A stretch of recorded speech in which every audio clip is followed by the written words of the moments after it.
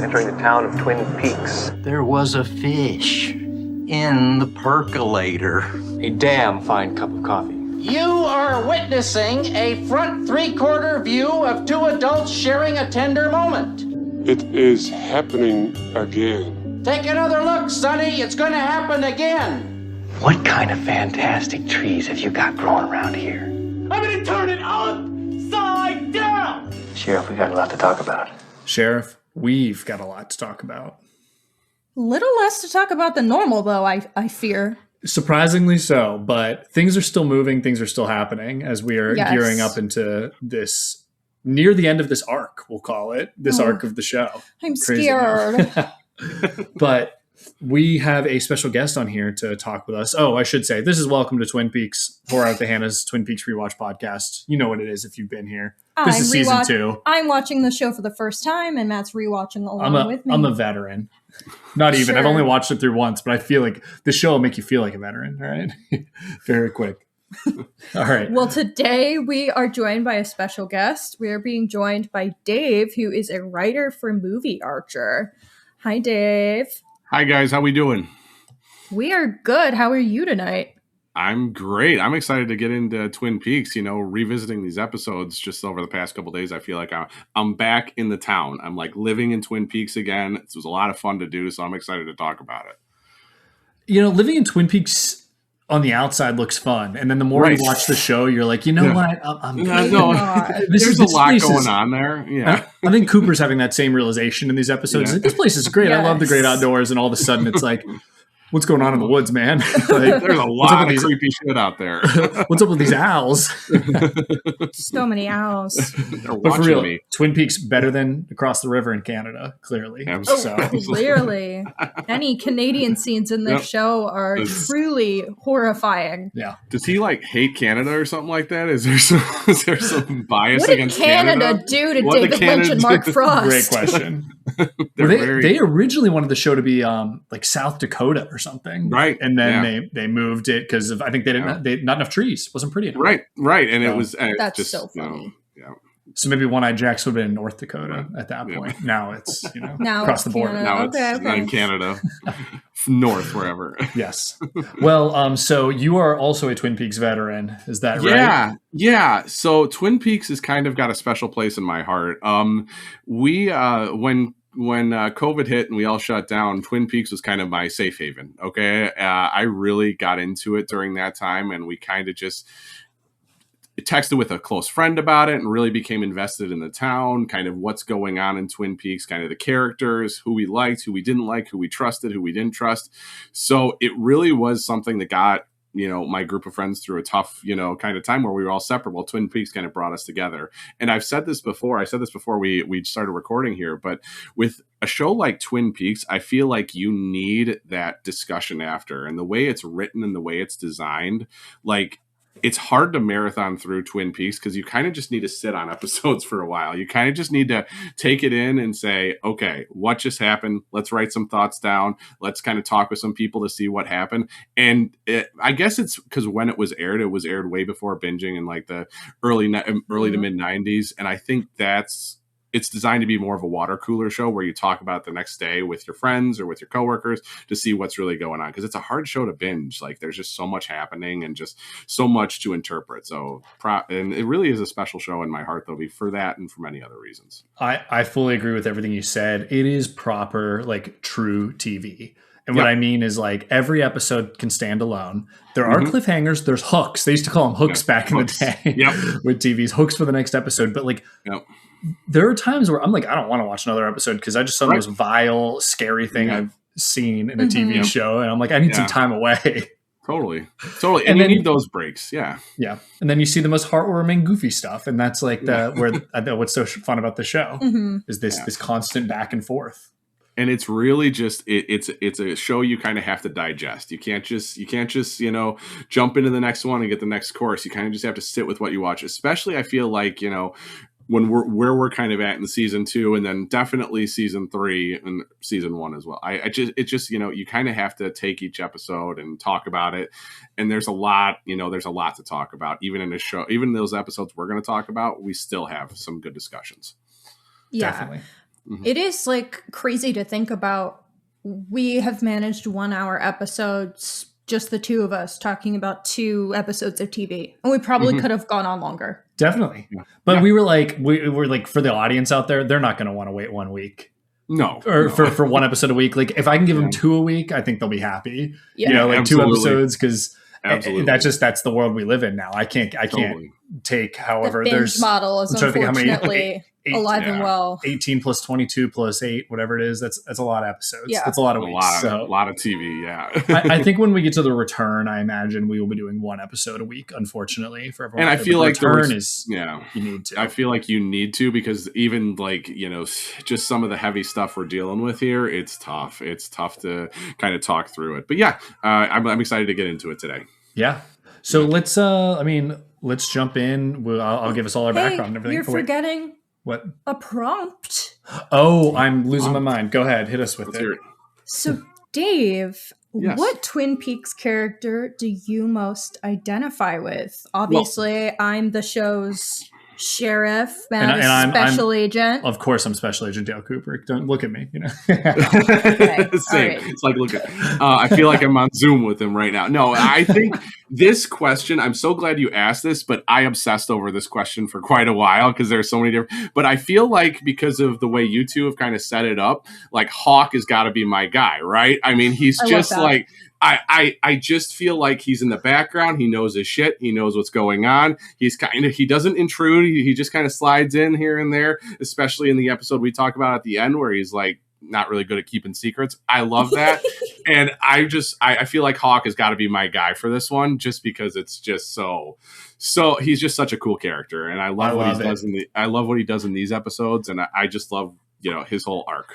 So you're going to be our show's Hawk then? I think I have to be. I thought about that question a lot. Like, that's a good question. I like that one. So I had told Hanna just about Hawk in general. I was like, Hawk's going to get more screen time soon. Don't worry. Totally. I was like, Hawk's been kind of a silent badass this whole time. Yeah. Yeah, and he's great. Yeah, when he showed up at the end of this episode, I was like whooping and cheering from our sofa. Like, round of applause for that guy. So he will be coming up in today's discussion. Don't you worry. I love it because he's just when he pops in there. Oh man, I feel like you cheer. You're like, yes, Hawk. He's a badass, and he just knows what's going on. So, and he kind of knows the mythos of Twin Peaks more than anybody else.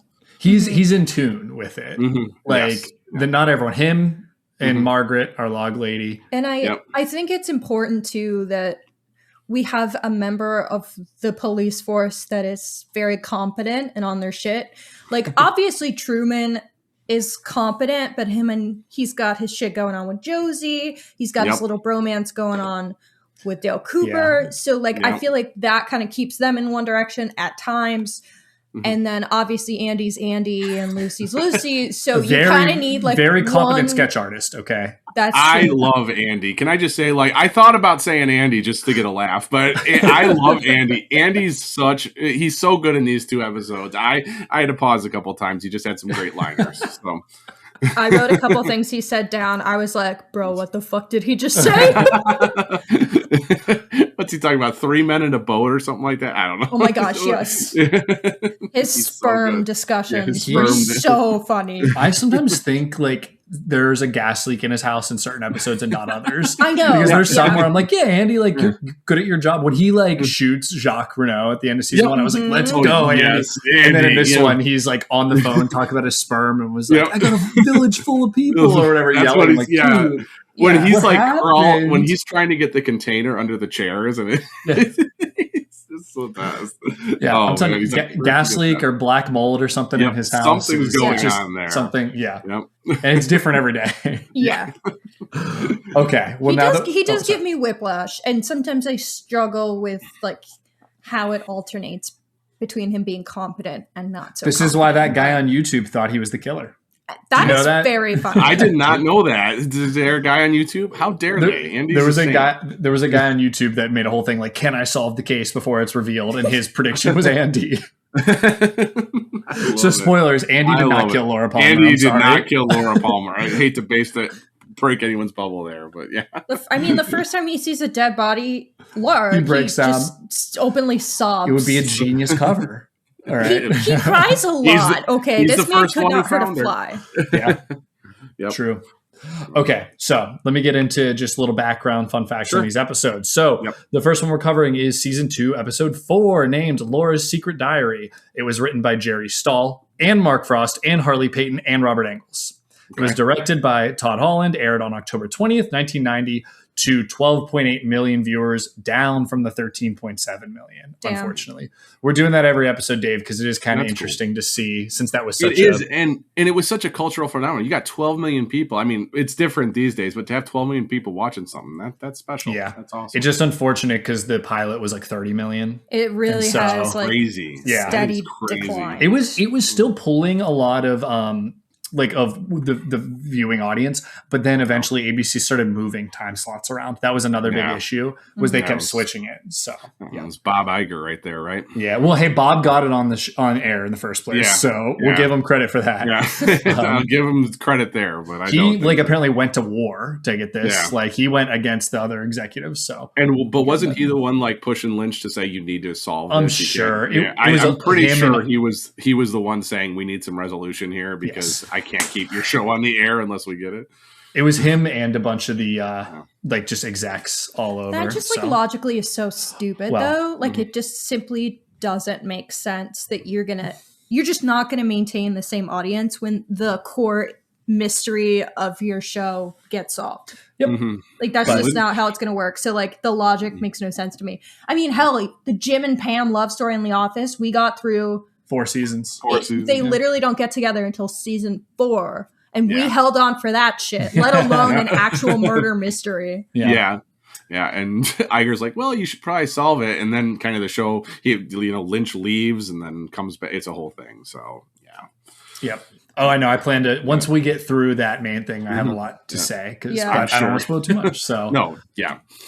And then the next one is season 2, episode 5, which was named The Orchid's Curse, written by Barry Pullman, directed by Graeme Clifford, October 27th, a week later, because that's how TV used to be, and to 11.4 million, now down from the 12.8. So I don't know what's going on, but this might have been when it was moving around. Right. Not too many fun facts, but I had a really good one, which was about, you probably heard me say that it was written by Jerry Stahls and all those guys. Yeah. And that was because his work by Mark Frost was described as an absolute car wreck. He turned in a completely incomprehensible, unusable, incomplete script a few days late.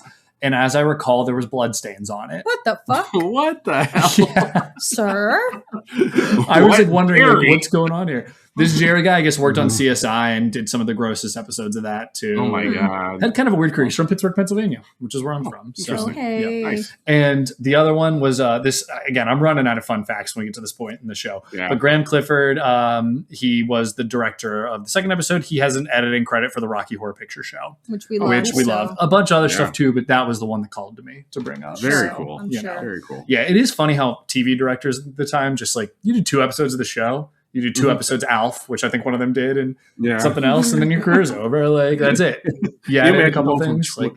Go from Twin Peaks to Alf, like that's quite a trade-off. I think it was the other way around. I think he did Alf first. And then, oh my gosh. Still, it's like that's all it was. I mean, even like Steven Spielberg directed the pilot of Columbo. I think it was the pilot, and it's like he was a child basically. So he just went. Then he went on to make Duel and Jaws and everything. Jaws, so good. All right. Yes, so those are our fun facts and our just info. I'm going to do quick plot synopsis for these 2.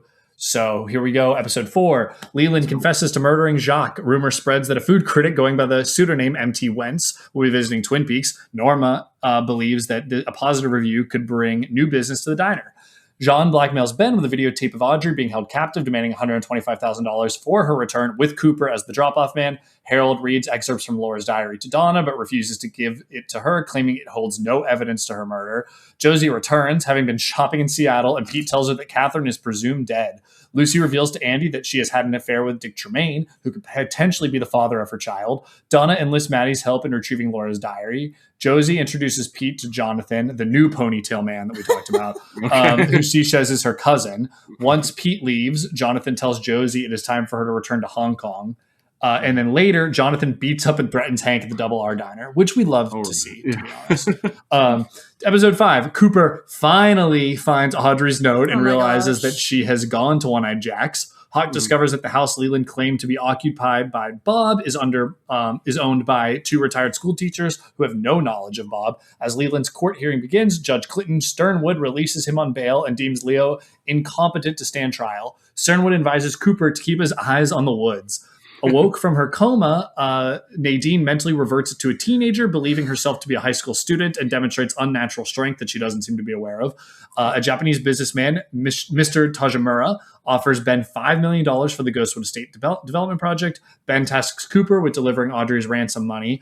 Andy discovers that his sperm count has miraculously recovered, meaning that he could be the father of Lucy's child, but realizes with horror that she has gone to an abortion clinic. Realizing that John plans to kill him, Cooper and Truman plan to raid One-Eyed Jack's. They rescue Audrey and Blackie is killed, but John manages to escape. Maddie and Donna attempt to steal Laura's diary, but they are caught by Harold. And those are our episodes. There is so much happening. Yeah, that's a lot. A lot going on in those episodes. And even like an episode where like these two where we don't think a lot happens, you hear it back, you're like, oh man, there is a lot of plot progression there. And we've said that a lot about these past couples, but these two were very much the more procedural TV of like, we got to get these beats, we got to get these threads put together because we're getting pressured to figure out what's going on in the show, so we better be ready to go in 6 different directions. So so let's talk general thoughts initially. I kind of gave mine there about how this is all over the place, but not in a bad way. No. I wanted to highlight some of the filmmaking that I thought was really interesting. Specifically, episode 4, I found really aesthetically compelling. I felt like the lighting was excellent. There's a lot of like lightning flashes that looks so great. And those are all done practical. You can tell that they're like having flashing lights from different areas, and that those were definitely like just big lights outside, the floodlights. That's what I'm looking for. It's very cool. It looks great, and I think it definitely changes the mood of the episode significantly. I absolutely loved the general aesthetic of the storm. There's also a lot of these really cool shots of the trees waving in heavy wind and all of that. I think does a really great job of setting the stage of like the vibe of the town right now. Yep. And obviously this is a dark show, but these episodes I think have more levity than some of the other episodes that we've had recently. And so I like that they're still kind of reminding us that these are dark times here. It's dark times, but this is a soap opera to some degree. Yeah, absolutely. So what I really liked about episode 4 in the beginning, kind of just the general setup, was, the opening shot where you don't know where you are and you're kind of twisting and turning out and you pull out and it's Leland. Yes. Wasn't that fantastic? Like that really, like, I kind of think about people like the big theme of Twin Peaks, in my opinion, is like trauma and how we react to it, how we respond to it, right? And Leland is just sitting there and he's staring at like a hole in the wall, and you're like zooming out of the hole and you see his face and you're not hearing anything. You're just kind of zooming out of the hole. It kind of, everything that he's been going through and everything that he's done, like it's a whole thing that's kind of catching up to him, and he's just focused on that hole in the wall. It was such a cool way to open up that episode that it kind of just silenced everything else. It was just a very powerful, very Lynch tactic. I thought it was great. That's a reoccurring thing throughout this show, is they do seem to go above and beyond for stuff like that. Like they take the time to set up shots like this were a movie. Like it still has its soap opera and TV looking elements, but they do that. And it is funny to see that every director that comes on is slightly inspired by Lynch. They're like, I gotta match his style a little bit. Yeah. But for better or for worse. But I thought it definitely was works just there. Cool way to start it, and kind of, like you said, kind of set the tone of the episode, kind of like just staring at the wall there, like with everything that's been going on in the town, and he's just staring at that hole in the wall, and you're right there, you're right back, and then they're talking to him about where he was the night before, and did he kill, things like that. Yeah, that was a crazy way to start that episode. I was grossed out. I started thinking I had that weird fear of a bunch of holes. Yeah. Yeah. I was like, this is kind of gross. But. I feel that. Yeah. A criticism that I would kind of give these general episodes, for me personally, I felt that there were a few points of humor that weren't as successful as other moments in the show for me. One that I specifically found myself really pissed off about was the guy testing out the Hoyer lift that they're going to need to use for Leo. Right. So I kind of enjoyed that, but I was so enraged. I was like, okay, it's happened. Like, we've had like one swing the wrong way. Okay, maybe two. And it just keeps going. And I was like, this is not funny to me. I need you to stop, sir. We get it. And meanwhile, Matt was like, haha, funny. I just, for some reason, there are like just a few moments like that for me where they lost me a wee bit. And I haven't felt that so far. So it's kind of frustrating. Let me tell you, you are going to get some Nickelodeon ass episodes. Yeah, I know. Like coming up. Big like, time. and I still like them, but they're like that, but for longer. I've been warned to expect that, but I'm not looking forward to it. You kind of you have to roll with the just, punches. like it all is. needs to be there for a reason. So yeah, no, I get it. Yeah, I think I hear what you're saying about it going on too long, but I'm more with Matt on this one. I was laughing pretty hard when Jesus rocking back there. But I hear what you're saying. I can see how it could go on for too long, for sure. I think I don't even want to defend it because I do agree these are weaker episodes than the last two. But I think it's when it's juxtaposed with Bobby and Shelley being such idiots, and like I get why they're doing it. So I defended them last episode we recorded. I was like, Bobby literally thinks he's turned a new leaf and thinks he is like doing what his father wants of him and growing up, which good for him. But like, it's just funny that his growing up is still just making terrible decisions. Yes. Absolutely. And the swing and everything else. Yeah. And it's just them, that happening in the background of this serious kind of thing in the foreground just kind of works for me. It's just this silly juxtaposition moment, which the show's all about mirroring and juxtaposition and all that. So, but yeah, I do get the complaint. My more complaint is that, similar to some other episodes that we've considered more like lukewarm, is that it's just very procedural. It's we got to get through these threads so that we can open them up. And I feel like that's setting up threads to be there once some of our main mysteries are solved. And some threads are good, some are not. But like this is how TV was written at the time. Like it was just like, boom, we gotta. What's next? Like we have an overarching thing, but each episode is written by different people that need something to work with. So I know, man. I'd love to see what those writers' rooms were like, though. Like, what do you? Yeah, it's so different now because everything's so like everyone's collective at once. Meanwhile, then it's like you owe me a script. Here's like the framework. Yeah.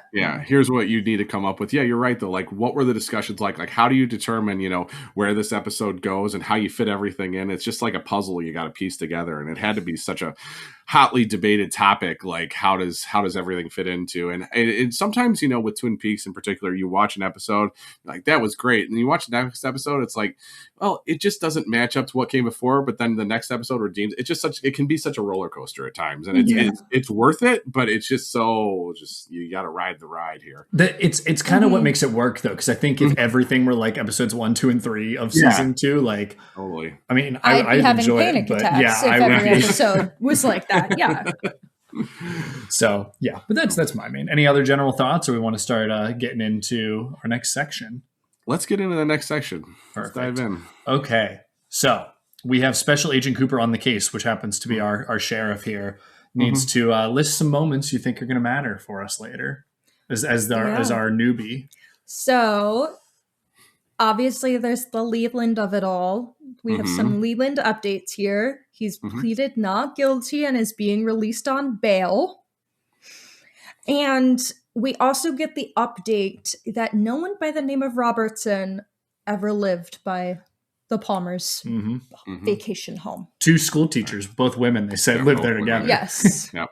Which I thought was a very funny sneak in. Like, given what we get later in the show too, it's like it clearly like hiding the fact, they're they live together. They're just school teachers. They're just friends. Like, I think that's really funny. Yeah. No, I know the way that they kind of present it, and it made me laugh. And I was like, totally. Nice. All right. So obviously that's going to be significant. I am so intrigued by what the fuck Leland thinks he's got up his sleeve here representing himself. Well, he's a lawyer. I know he's a lawyer, and I know this is the only lawyer in Twin Peaks that we've been introduced to, and maybe that works There's there. And one doctor, there. one lawyer, and then Ben Horn owns everything. Yep. Yeah, I know. So I loved that court scene. So much. I love that it's in a bar. it's in a bar, and it's just so, because like you would watch it these days, it would be like over Zoom or something like that, and you'd have a court like that. But to have it in a barn with a traveling judge, and he's got his girl who's taking notes, it's just a whole thing. I just love that scene because it's just small rural town, America, pre-computers, teleconference, pre-everything, and it's just so much fun. I just love everybody sitting back there, the way it's shot. It's just gorgeous. They got peanuts on the floor. Yes, everywhere. yeah. They frame it out to like actually build an aisle out. I love like that too. I was like, this is one. It's the Roadhouse, which is great. Yep. Like everything, they're renting out the Roadhouse to do court proceedings. But I'm thinking like, yeah, I mean, why would they have a courthouse? This is supposed to be a like 5,000 person town, contrary to the sign, as we've talked about that before. But that would probably be, you'd go to the whatever community center that you have and do it. Yep. So. And you've got the judge that goes around from town to town, proceeding over different. So they probably schedule it like once a month. He comes and he just goes from case to case. Like it's just such a small thing in America and history. It's fun to watch. I think it's really cool. I yearn for the 90s sometimes as someone born in the 90s. Barely. 96. Yeah, I know. All right. Okay, so my next is the herald of it all. So 3 moments you think you're certain that Harold, cutting himself with a what was that? A rake, hand rake that's gonna matter? You think? Are you sure? Yeah, that was crazy. I was like screaming, "Sir, please don't do that." Poor Harold. So like, there's so much that's interesting with him, and I really. Obviously, they've left it very ambiguous. Like, you're not supposed to know how to read him. Like, is he just this, like, sweet guy with agoraphobia? Yeah. Or is he someone with much more sinister intentions? You really don't know. Many of the men in Laura's life that we've met have. Yeah. I mean, you just think of Jacoby immediately as, like, having a special relationship. He's disgusting. Yeah. Right. Yeah. So it's very interesting. It's, like, he's going to let her hear the diary, but she can't take it. Yeah. She tries to take it and leave, but then gives it back. But then she sets up this plan with Maddie to try and steal it again. And obviously, the episode kind of stops in the middle of that plot where he catches them and is holding up the rake. Face. Yeah.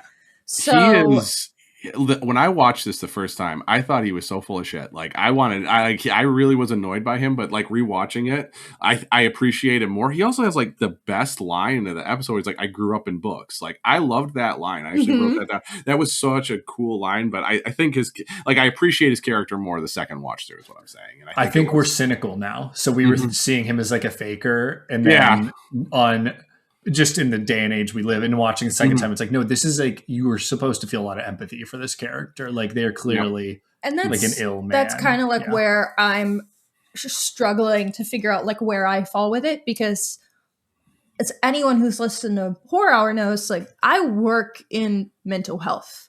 I work with clients who have agoraphobia. I have participants who, they don't leave the house because they have a lot of anxiety. So like, they're behind on other doctor's visits because they can't leave.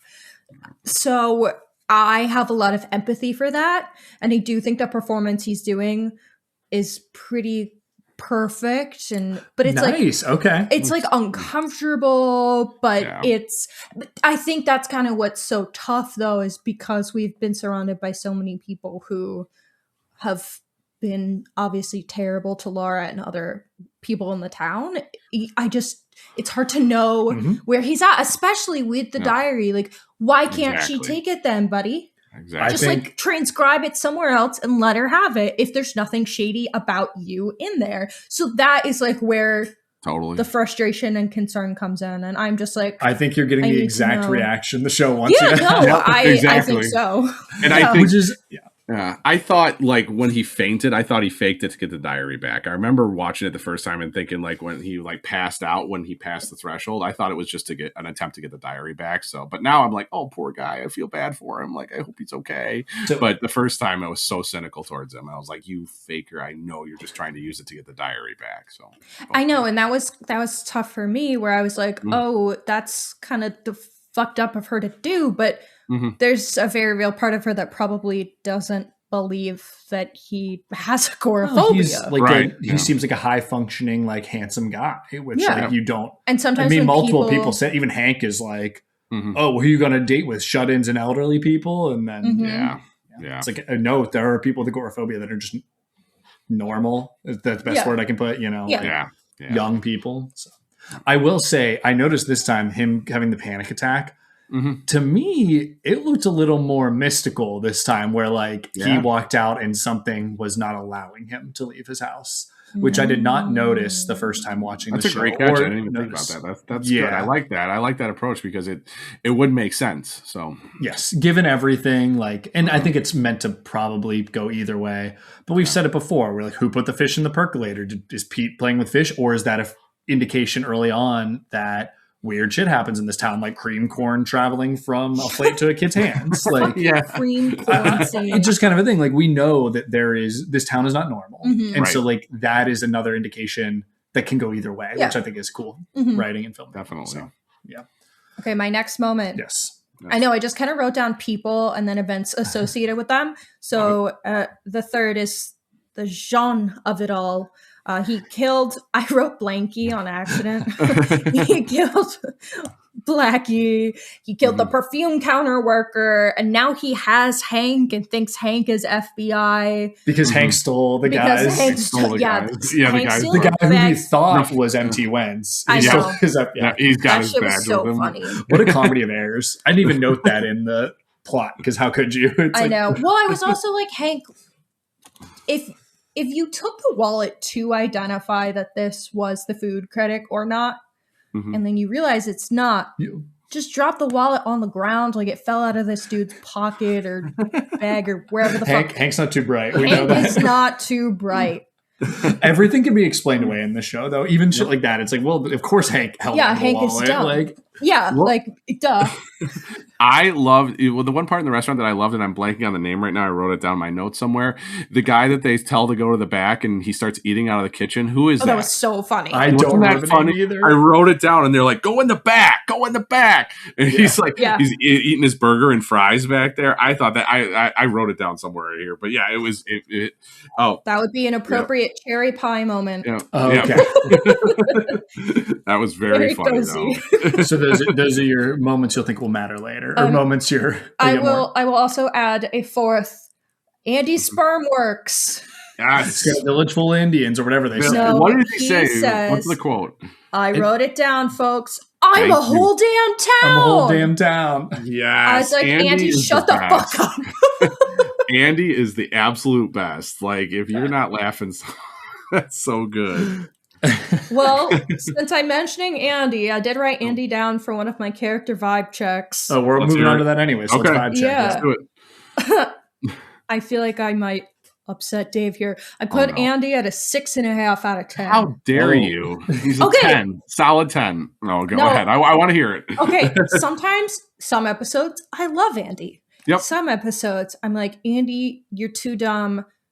Gas leak in your house, like Like, Matt yeah. mentioned earlier.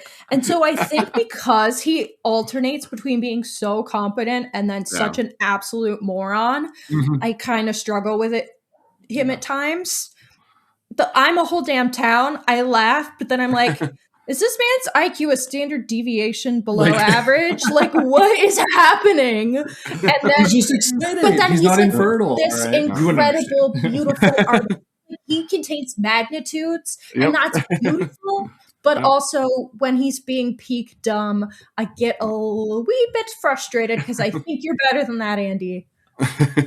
Hey, he saved Well, Truman's I think life. that's kind of- right? It's gonna say. I think that's where I find it frustrating because I felt like he had this arc that built to him doing like a peak competent thing. Yeah. And then season 2 starts and he's back to being like a total dipshit. Maybe. And yeah, so I think I just kind of struggle with that a little bit with him. But ultimately, I do like Andy. I just needed to take my moment and quote, I'm a whole damn town, really. So good. So, Hannah, you were saying earlier how your job impacts how you watch it. So my job, I'm a public school teacher. And what I do, I root for kids like Andy.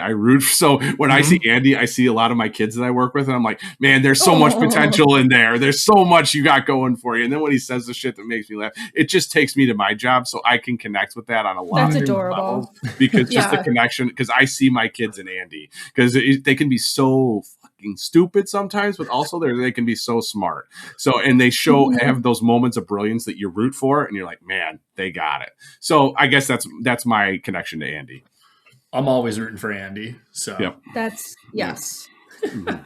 I realized what happened though. He did he might have CT. He got a concussion early in this season when he stepped on that plank. Well, he also got hit with a rock the season before. The rock, he was fine. This plank, have you ever stepped on a rake? Matt, think about it. He might have had a mild concussion the first time, and now he's got He's got a second brain injury really close together. That's so bad Andy's got for a TBI. Yeah, Andy's got a traumatic brain injury, and he needs to go to cognitive therapy. Someone needs to help my boy out. What are you saying about Dave's students? All right. Yeah. How dare you? Okay, but kids and grown adults who have a weapon and have a gun for their job. They are very different. Very different. All right. I'm having too much fun talking about Andy. So okay, let me move on to my next person. Give us your next. I think this score might piss us off too. Okay, Josie. Giving it 2 out of 10. Wow. I wanted to give her a negative out of 10. Wow. Because she's like a bitch. Whoa. Whoa. B-bombs are flying. Whoa. B-bomb. I'm obviously very, very frustrated with her. She's saying Truman doesn't matter to her, and that's my boy, that's my guy. Like, love him, so I'm mad at her. But then I also am kind of, oh my God, you're so hot. It's seductive. Like, you go, queen. Use your sexuality to your advantage. Do you think she meant that, though? I don't think she meant that about Truman. Just my opinion. Also, my inkling is that she does not mean that. I think she does genuinely have feelings for him on some level. Right. I don't know what that is yet. Right. I don't know if it's like, I very genuinely love this man, or like, I started seeing you to kind of as a distraction, but now I have feelings. Like, I don't know where that originates or how far the feelings go, but I do get the inkling that she is lying. I just didn't like hearing it. And obviously she's a scammer and like was part of plots to murder people, insurance scams. Like, she's not a good lady, but also... She's a snake. She's 100% a snake, but also you get 2 points back because slay. She's gorgeous. I understand the rating. I don't know if I would go as low as 2. But we've given her like -10 before. Yeah, bro. but like at this point, like I don't know, it's just too hard to hate. She is a little bit of a snake, but there's a lot going on, and now her cousin has showed up. Oh yeah, and says it's time to go back to Hong Kong, and you're like, what is happening? Yes. What is going on? This is one of those storylines you're like, where are we going here? I don't have no idea. And Mr. Tajimura. Yes. Like, yeah. Do you have him on your did he make the cut? No, okay. But I did have it every time that the investor Japanese businessman 5 million guy. Mr. Tajimura. Yeah, that's okay. I'm just making sure we're talking. That's the same person. Okay. Every time he spoke, I was like, is this a woman doing like a man voice? That's funny. Well, stay tuned. I was really confused. Not that it would matter. You do you, bro. But I was intrigued and confused because it was such a strange voice. $5 million. Look at the number. And then my final... we just need a section called the Ben Horn Shit Talk Corner, I think, at this point, because I just love to bring him up every time and just slam this man for every shitty thing he's done now. He's a horrible father. Honestly, he's a horrible person, a horrible father. He runs like a sex trafficking ring. Say that's Ben Epstein Horn. Yeah, he's just an atrocious human. Right. When so in these episodes, we really don't see him at peak gross. Like, there's nothing he's doing that's like, vomit gross like there is in every other set of episodes. Like, we know he's doing bad things. He's kind of setting Truman up, like, or Coop up, like, knowing that Cooper could be murdered. Like, he's obviously not good. But when he says, he's talking to Cooper about Audrey and says, you of all people know her value to me. I was like, nope. I love talking about your child in financial terms. Yeah. I will say I knew he was bad, obviously. Yeah. I don't think I like realize the extent of his vileness until this watch through, which is only my second. Like, he's that's so fair. gross. I would say the same thing. I don't think you know how deep down gross he is until like first time I just thought he was just an asshole, but this time you can see how deep down he's fucked up. So yeah, I don't that's know the best way to if put it. Because I've been on the Ben Horn hate train since like No, you should day be. one. Yeah. And I don't know totally. if it's because I write down all of the vile things he says, so I can literally look back at it and be like, ew. I don't know what it or maybe it's like I'm a woman.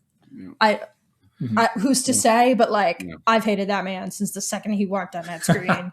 Well, he's just got creepy actor's vibes doing- to him. Yeah, he's just got He that does. creepy asshole vibe to him where you just know, like, he's up to no good. You just don't trust him. Just by the appearances alone, they do such a good job. You can just tell he's not a good person. And the actor's doing such a fabulous job. He's Totally. so great. Yeah, Richard Beimer. Yeah, he really makes me hate this man. Yep. And like you said, like the aesthetic of the character as well. Mm-hmm. The way they dress him, the glasses, the cigars. Even when he gets all and of it. storms out of court that time, when he grabs his coat and walks out of court, you're like, oh, I just don't like the way you're walking right now. You know, I don't. It's like on the site. way you- It's on site Yes, with Ben you just Horn. knew, Oh. like, Only like a top 5 hateable character in this show. Right. Yeah. yeah. No, Oh, he's my number top, bro. He's number one on He's Hanna. my one with top the bowl. 2. I don't know who else is in there, He's on the list. but he's high up there. You just Let me tell you, made he was on the flight logs. That's for sure. I probably made Oh, that joke yeah. already, but I love We've that been joke. new. That's a good one. yeah, every time. All right, I'll do mine quick because you went on for a little Yeah, bit. sorry. So I gave last week I gave Harold a out of 10, and this week I'm giving Harold an out of 10. Oh no, That's all I got. what does that mean to What you? is Well, I was concerned about him, and now I'm Yes. scared. This Yeah. is I true. still don't really know if he's bad or not. Like, Yeah. at this moment, I'm like, he kind of reasonable crash out, as the kids Yeah. would say. Yeah. But this is a very out of 10 moment. And so on theme, I'm giving Donna a girl out of 10, girl question mark, Girl? because like, girl, what are you doing? Like, again, that's I been her kind thing of like Donna more in these episodes. She's I'm gonna more say it. tolerable. She's She's more more tolerable. tolerable. Yeah, Definitely. she's more Yeah, tolerable. she's more compelling. I get why she's doing what she's doing, but then just the moments of like telling this seductive story to him, which was probably real, to distract the I know. for all intents and purposes, like, I don't want to call him disabled. Like, what would I call someone with agoraphobia? I mean, has a Disability. Okay, fine. It's like Mental a illness. man with a mental illness, like leading him on to steal the diary. It's just Right. like, I like the story is good. It's compelling. But like, you're not a 10 out of 10, Donna. You're not a 1 No. out of 10, but you're somewhere. somewhere in the Yeah. middle. Yeah. Yeah, that's why. That's like why it's just watching her a take girl out of advantage 10. maybe of a vulnerable person is really tough. tough. But then you're also like, He's got the diary. He I didn't hand it over. understand where you understand the motivation and you understand where she's. I feel like we've gotten a lot more of a complex image of her Definitely. and her grief in this Yep. season. 100%. And also- she is great. Her separated from James right now. Yep. Oh, I love it. Yep. I don't like that guy. Boo. Well, it's not that I don't like him. I just Yeah. don't find their romance compelling at all. Right. Yeah, that's fine. That's fine. Fair. You're Earlier in the right. show, I had the sound clip of Mike Tomlin saying, "We do not care." About Because that is how I feel whenever Donna We do and not James are on screen kissing or some shit. We They're do just like, not "Nope." care. And so but then again, that's why she gets the girl. That's why Harold gets the because he's also Sure. somewhere. I don't really know. Yeah. And then Maddie, I'm giving Maddie a 10 out of 10 right now because Maddie is Maddie's great. ride or die. Okay. Yeah, she really She is. is- She's a real one. And like Mhm. she's going through shit right now. Like again, Yep. this was not these 2 episodes previous where she was like, "I'm not Laura. I'm nothing like Laura," and is crying into Leland's arms. And it's like I said before, is like a manifestation of everyone's grief and Totally. they're coping and grieving Laura. And it's not fair to her. And she's still out here being ride or die for her friends and family. So Maddie, you're 10 out of 10 this week. Yeah, And that's fair. Dave, who we got? How we feeling on vibes? Feeling on vibes. So it's funny. We've got a lot of the same characters overlapping. So I feel like I'm going to repeat a little bit. But fine. I'm starting with Harold. I gave him a 5 because, like I said, the second That's time valid. through, my empathy is kind of growing for him a little bit. It kind of tanks off at the end where he takes like the rake to his face. But I feel like it's a 5 right now. Donna is she's also a 5 for me because I grew to like her so much more this time around, because I feel like we talked about with grief and how she's handling things and how that's looking. And finally, Andy, I gave $1 million to. I feel like that's a fair representation for everything he's been through. And when he made that phone call to the abortion place and he didn't know, my heart just broke into 1,000. Oh, I know. I was like, oh, is he so? Why is he doing this? So it just the way that his face responded. So those are kind of the 3 characters that I ranked just based on, what we have gotten so far. And like I said, a little bit of a rollover there, but you can kind of see where my head's at. No, I think you and I were on the same page with Donald and Harold. Yeah. So, I gave Harold a 5 out of 10 last 7 episodes too. So I'm with you. Yeah. I will say, even though I gave Andy a dangerously low 6.5 out of 10. Yep. I respect your $1 million out of 10, and I think that's valid. Yeah. They're a bit different, but that's valid. They're a bit different, yeah, just different biases that I have. So, all right, well, let's move on to our suspect of the week, and I feel like we need to add more suspects because obviously, like you know who my suspect in the murder is. Yeah, that has you not always changed. say Bob. It's Bob. Yeah. Bob. Okay. Once it became Bob, it is not shifted from Bob. It's obviously Bob. Sure. So my next question. The question is just like we said in the last episode, who is Bob? Where is Bob? What's a Bob? How's a Bob? I don't know. Why? Why is a Bob? Who's a Bob? Why is Mike? Yeah. So my other question for you that we need to ask. So if we're confident on Bob for this, who do you think shot Agent Cooper? I have absolutely zero theories right now. Oh, okay. You can't even throw something out. Well, I wrote down, okay, I don't think it's Jean because he wants, well, it could be, I guess. He wants Cooper dead, but he didn't want Cooper dead until Jacques was dead, though, which happened at the same time that Cooper was shot. Oh, yeah, duh. So, but, he could have, he wouldn't have gotten there that fast. He wouldn't have had the knowledge of all that fast. So he's I also know it's too not tall him. based on the description. What was the description? 5. I think they said 5'6" to 5'10" or something. It was shorter. Yeah. Mm-hmm. Yeah, that's what you should use. And then I know that Albert said they're getting ground fibers, so maybe that'll point me in the direction. The lab is still working, but so I know it's not him, but he is suspicious as fuck. I did write him down as a suspicious man, and obviously Ben is always suspicious. Blackie was suspicious. R.I.P. girlfriend. R.I.P. Rest in piss. Rest in piss. For sure. A terrible human. Yep. Rest in PP. But yeah, I don't know who shot him. I don't have any strong theories. I truly have not thought about it that much because right. So my we'll think brain about it is for next time then. in 40 other places. So I will drop that down as something I need to We'll start asking other questions. Why is Nadine so strong? Bro, I have that written down later. That refrigerator door. The refrigerator door moment. Right. All right, so no other suspects currently then. So yeah, I'm gonna write this down. Who shot Cooper? There you go. Okay. All right. That's a good question. I'll have an answer next time. What do the owls mean? Why are the owls not what they seem? That is one of our lingering questions. I'm making a joke about how could you even answer that question? What does Agent Garland do for work besides shoot satellites places? That man is an enigma and he's a delight. I say agent. I meant what's his name? Not corporal, sergeant. I don't know. He's got some kind of. I know what you're talking about. Yeah. Briggs. Okay, so let's we're past that. So let's talk about who we're trusting our coffee with this week. Matt and I know we are going to have the same person. I think we have the same person. Oh, do we? We do. We have the same person. Yep. Yeah. So I was going to count us down. There's only one man we can trust this week. Count us down. That's fine. Let's do it. Well, we already know we have the same answer. All right, 3, 2, 1. Hawk. Yeah. I was on Hawk. Do you have Hawk too? I got Hawk written down right here. I told Matt when the episode before we got on the mic, I said we're all three of us are going to have the same answer. Yep. There's only one answer. There's only one correct answer. The way episode 5 ends. I love it. We all had it. What does he say? He's like, "You're lucky you guys are bad at keeping secrets." That's exactly what he says. Yes. Yep, you guys are lucky you're bad at keeping secrets, and that is the ultimate lie. I love that part. That was such a stand-up. I was saying Maddie's ride or die. Hawk ride or die. Ride or die. Big time. That was I adored that moment. I also thought it was funny to just a little bit mock these two men who are going through it right now.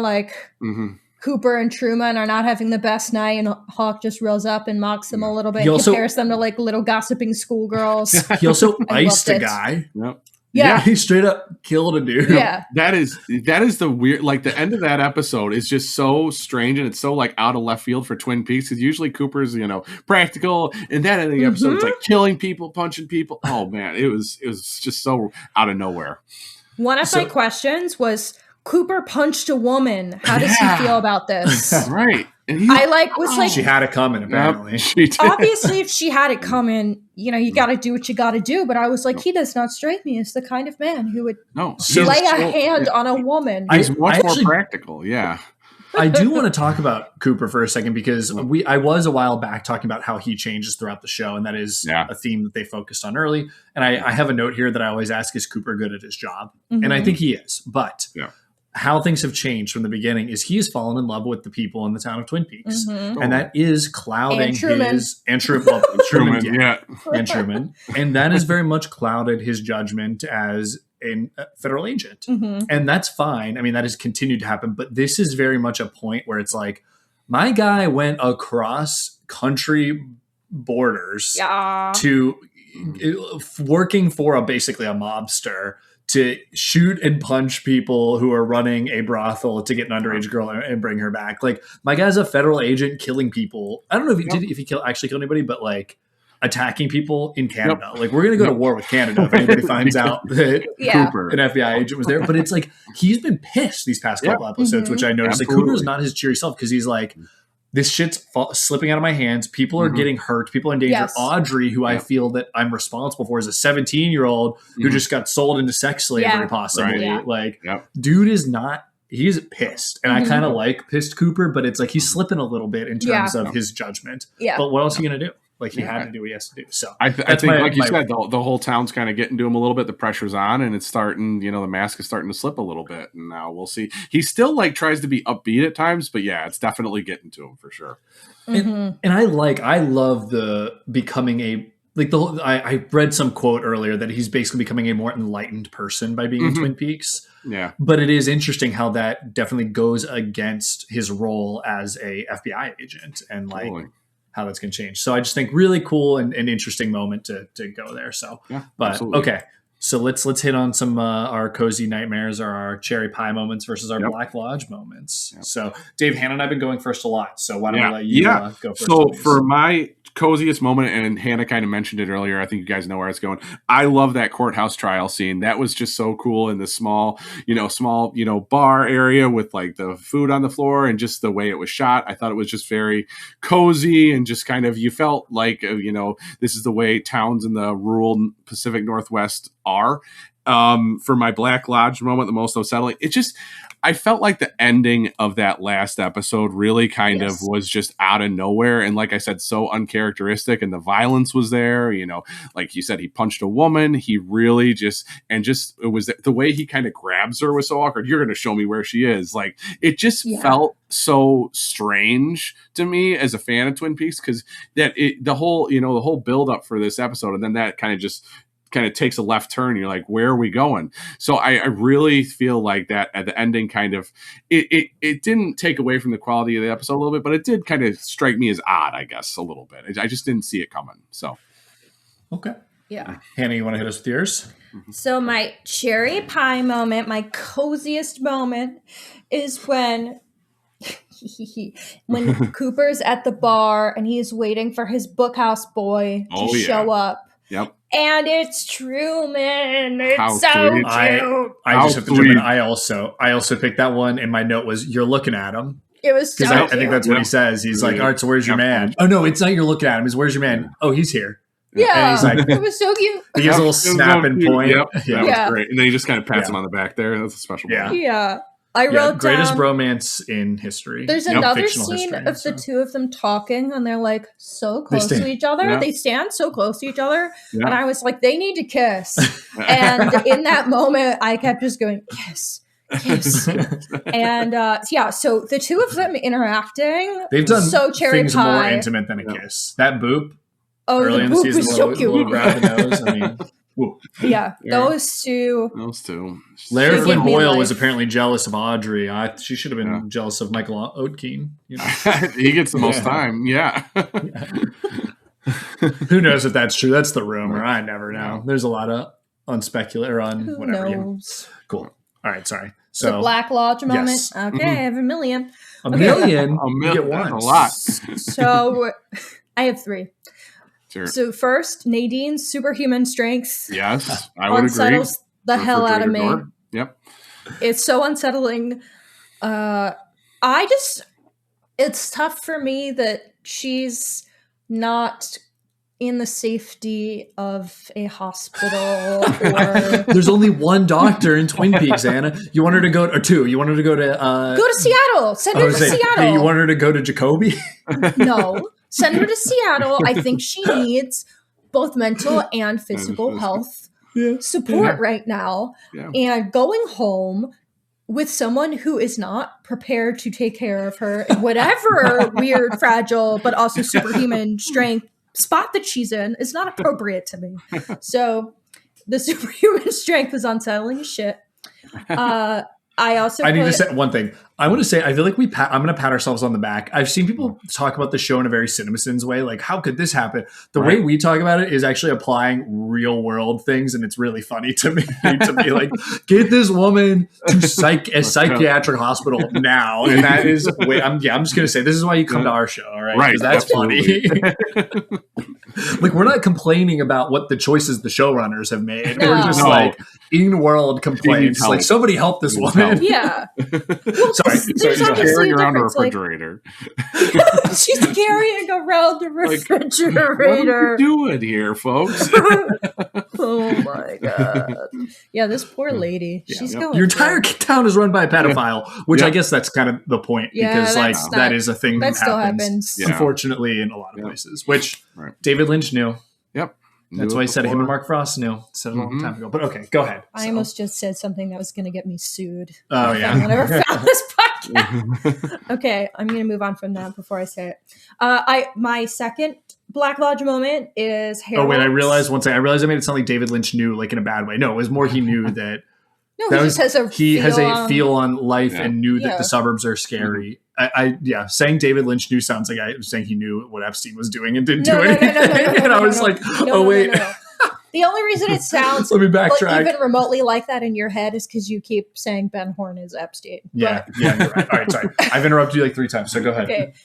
My second most unsettling moment is Harold's agoraphobia panic attack moment. Yeah. It was just Poor sad and difficult, and then you have like a lot of empathy for him in that moment if you don't think he's faking. Like there's flashes of both, like we talked about earlier, but it was tough because you're like, Don, I totally get why you did that, and I'm surprised you didn't just keep running with the diary.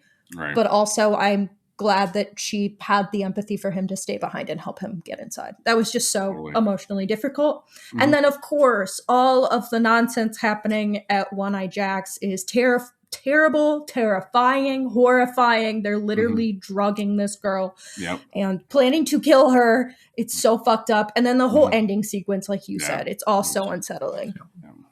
I'm guessing you had all of One Eye Jack's as your Black Lodge moment, Matthew. Yeah, I will get to it. So I said my cherry pie was he's already here, or he's here.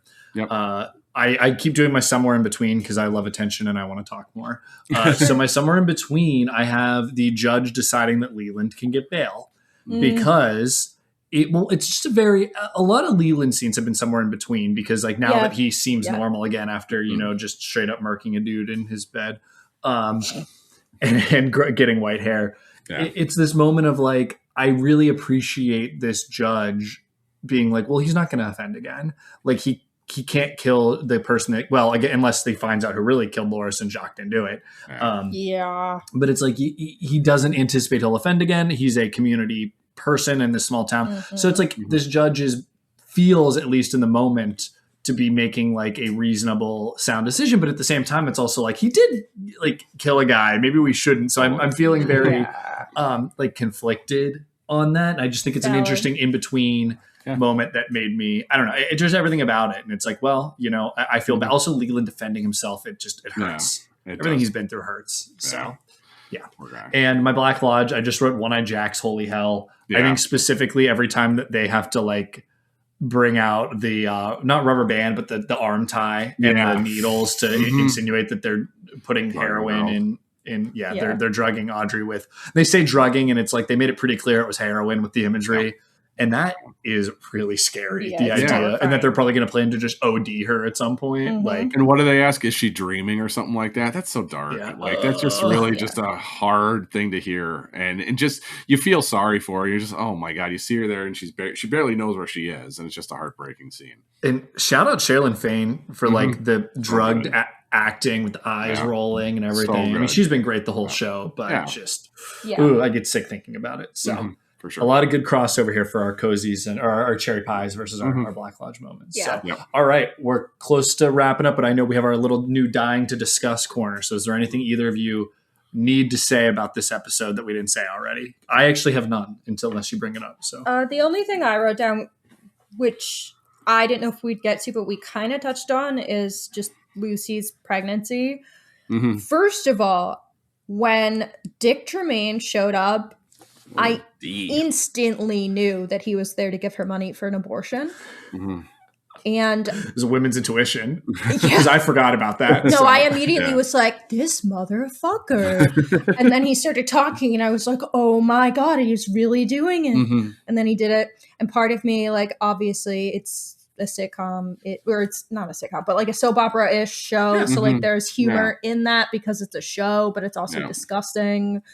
So that was a very interesting moment. You know, cozy, our cherry pie moment is her telling him to fuck off, basically. In a lot of words. Yeah, that was so good. That was a great moment. When she talks about the door sticking and stuff like that, like that was so well done. I'm very interested to see where this storyline goes. Just given as a veteran of this show, that makes me laugh a lot. So that's all I'll leave. Well, just because it is interesting, absolutely, where she sits with her relationship with Andy. Like she knows now Dick Tremaine is a shitbag. So if it is his kid, seemingly she doesn't really want anything to do with him. But it also seems like she doesn't know if she wants to be with Andy now, though, either, because she's realized there are things about him that kind of give her the ick. She did say that. So it doesn't work out. It doesn't work out. So that is intriguing. That's the only thing I really had down for dying to discuss. I feel like I'm really excited to talk about this thread in 5 episodes from now. I kind of feel like it's going to be painfully drawn out. My suspicion. You have the right suspicion.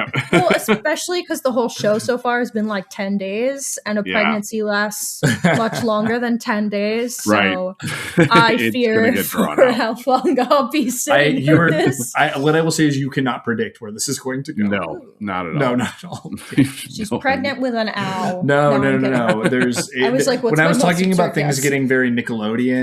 This is one of the threads that gets really Nickelodeon. That was my guess. And I am living in fear. And again, as a repeat viewer, I'm really excited to see these again, because first time you're just like, what are we doing here? But now you kind of look forward to it. You're like, oh man, this is going to be fun. Like the pregnancy story. Let's go.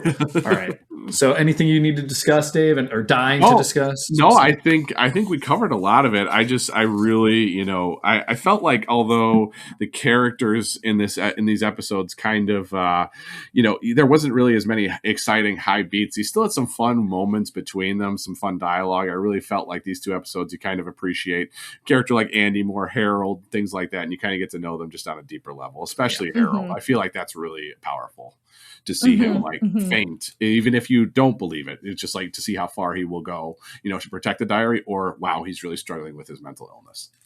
Yeah, I agree. All right, so now we got notes for Diane, which is where Hanna is going to, give us all her voice notes on what she's carrying forward. Okay, my questions aren't as good as normal, because these episodes are silly.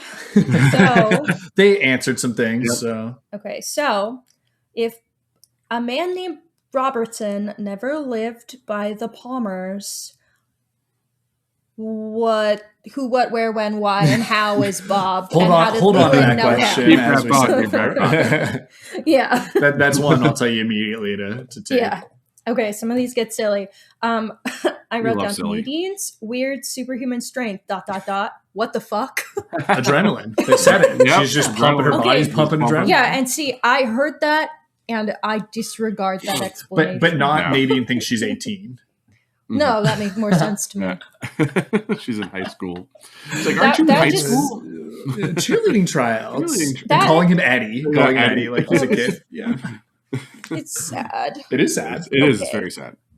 We're giggling, but Yeah. Okay. I'm not even going to say that. It's a dumb question. Ben said to Cooper, "You and Audrey have a special relationship."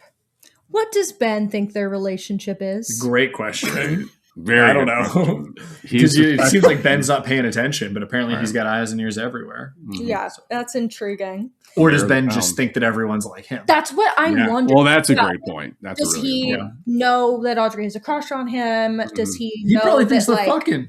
he Thinks that everyone's fucking under his yes, skin. but it is like, does he think that Yeah. Cooper is also a shitbag who has Right. Probably. assaults underage women? Yeah. Yeah. So, yeah, that's fascinating. Why won't Harold give up the diary? Obviously. Yep. Does Donna remember she has like kind of a boyfriend? No. And does she have genuine feelings for Harold, or is it all just her using him?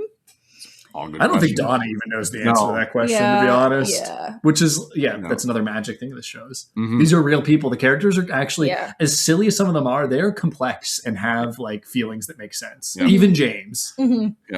Because Donna, When when Donna was telling that story, for Harold, she was into it. She was like into it. She Yeah. was feeling it. It was just very strange. it didn't feel fake. That was It a felt really like she was well telling. delivered monologue. Another too. moment of learning so much about Laura that makes Mhm. me love Laura as a fictional character Yeah. so Totally. much. Totally. And someone posted something dumb about Laura recently on Instagram, and Oh, I I saw felt that. like I was like felt offended. Like it was like sickening. I was like, how could you say that about Don't Laura you dare Palmer? say an unkind Yeah. world about Laura Palmer. Yes, that's for real. I'm sure you feel similar, Dave. Oh, but totally. It's like She's on my fridge. Like I have a magnet on my fridge of her, so my son sees it and he's like, "Who is that?" that's your Aunt Like, Laura, that's buddy. that's your Aunt Laura. She went missing a long time ago. We'll cross that bridge when you're older. I'm gonna cry. When I think too hard about this show, I get sick to my stomach. So Yeah, a little bit. Okay. Okay, should I continue? Yes. What will the consequences of Madame Blackie dying? I mean, What are the nothing matters in Canada. Nothing. Yeah, exactly. Nope. Rules don't apply there. There's no law. I already said this, but how does Mr. Dale Cooper feel about punching a woman? Yeah, it's a great question. Will he reckon with this? He's a what word am I looking for? Equal opportunity. Yeah. Culture, apparently. And that's You know, it's beautiful. like, He's no sexism. if you're here. against the law, Yep. Cooper's coming for you. No matter. Cooper said, "Prepare to be fucked by the long dick of the law." Is Ponytail Man really Josie's cousin? Great question. What do you think? Yeah, I don't think they're related, but You'll see. These are great. Is there a connection Really good between question. Ponytail, Josie, and then this new Japanese businessman? Okay. I think they want you to think that. So Because they're all Asian. yeah, I guess so. Yeah.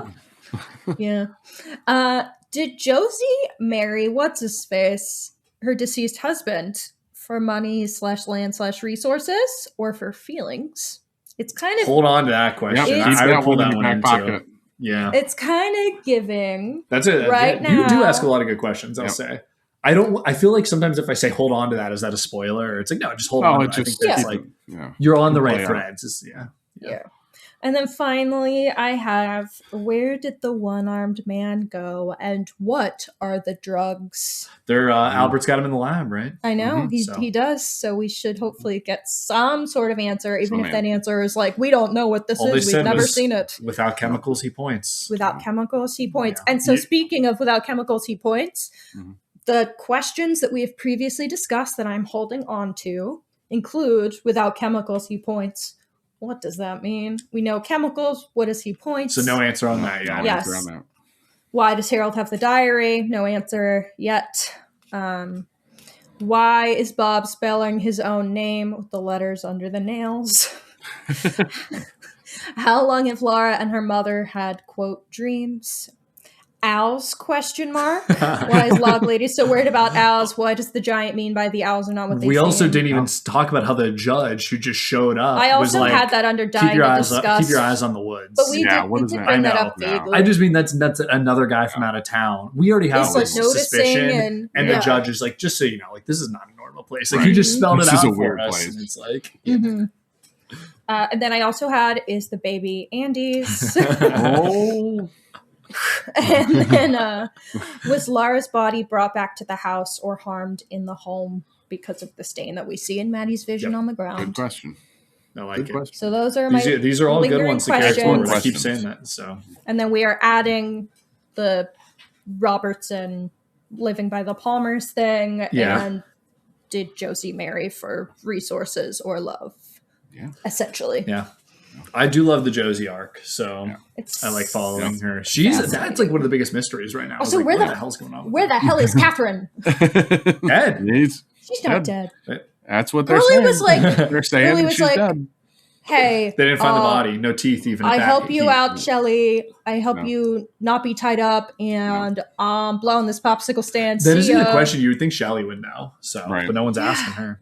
Yeah, it's crazy. Stay tuned. All right. Well, let's do quick ratings on Yeah. these episodes, and then I think we can wrap it up. Sounds I will good. say, I think Hanna and I have the same on this. Unfortunately for this one, I'm giving these both lukewarm lattes. They're not Yeah. bad episodes by any No. means. Yeah. They are standard. They are fine. Yep. And I think it's only because we're coming off of 3 excellent episodes. And I think So- you need that, like we said earlier, you kind of need that break after those 3 intense episodes. Now we just get some basic, like, character-driven moments, which are okay, and give you a good idea of who these characters are. But I would agree with your lukewarm latte rating. I've got it circled on Yes. mine as the same.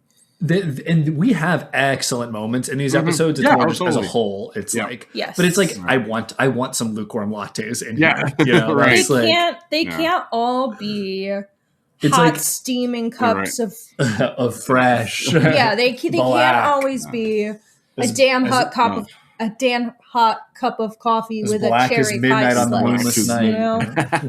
You know? I also gave both of these episodes lukewarm Yeah, lattes. so we're all on the same page. Yeah, It is weird though, because like these are supposed to be lukewarm latte episodes. That's like what's kind of a weird thing. It's like this is a 10 out of 10 lukewarm Right. episode. as good as they can Yeah. be. Yeah. Yes. All right. Well, that about wraps it up. So Awesome. Dave, tell us where to find you again. So I am on Instagram at Hughes the Horror Guy. I am also writing for Movie Archer. That's moviearcher.com. Please check us out there. We've got reviews coming up pretty much daily now. I know we just posted a Wuthering Heights review and with a few others. Check it out. Make sure to go there for all your movie reviews. We've got a lot coming up and a lot more headed your way. Yeah, please, everyone go check Dave out. And for everyone here, I think that about does it. So we will see you next week with a fresh cup of coffee. Thank you for listening to Welcome to Twin Peaks, a Twin Peaks rewatch podcast from Horror Hour with the Hannas. If you liked the episode, please make sure to give us a 5-star review on your favorite podcasting app. If you'd like to call into the show, call us at 215-821-9584. You can find us on the socials at Welcome to Twin Peaks Podcast on Instagram or at our original account at Horror Hour Hannas on TikTok. Come back soon for more coop, coffee, and cream corn.